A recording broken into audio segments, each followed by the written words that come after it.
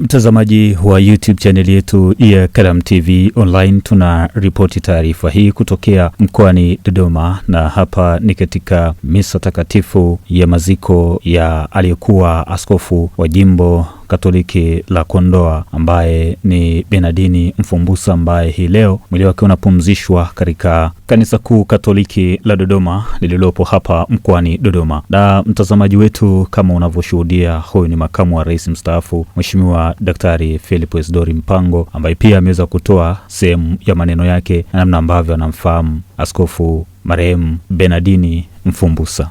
Usisahau kubonyeza alama ya subscribe Kalamu TV Online. Kristo tumaini letu. Mhashamu Baba Askofu Mkuu Jimbo Kuu Katoliki la Dodoma, lakini kwa namna ya pekee Baba Kibozi,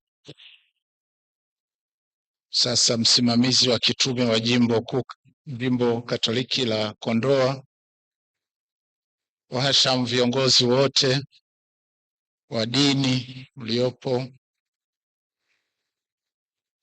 familia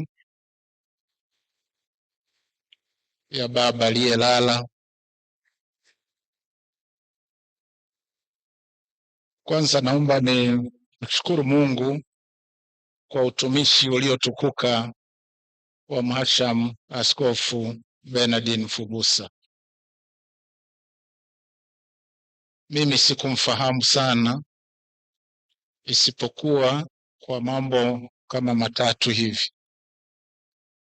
La kwanza, alisoma Kibocho pamoja na kaka yangu ambaye ni padre, yuko humu ndani. Ndio nilipomsikia mara ya kwanza. Lakini mara ya pili, mwandishi wangu wa hotuba nilipokuwa ofisini alikuwa mwanafunzi wake na alikuwa anamsifu sana. Lakini kama ilivyoelezwa, nilivutiwa sana na jinsi alivyofanya jitihada kuinua maisha ya waumini na uchumi wa kanisa kupitia kilimo pale Zanka, na mimi ndio maana nikamfuata. Tumsifu Yesu Kristo. Basi na wengine tuige pia, hata katika ustaafu kilimo kinawaboresha maisha, na tunaweza tukapata hata pesa ya kuleta kumshukuru Mungu kwa yale mema mengi anayoendelea kutujalia. Poleni sana na Kondoa, pole sana kwa kanisa, na hata pole kwa Baba Mtakatifu Leo kwa kumpoteza kiongozi mahiri sana katika kanisa letu, lakini pia katika taifa letu.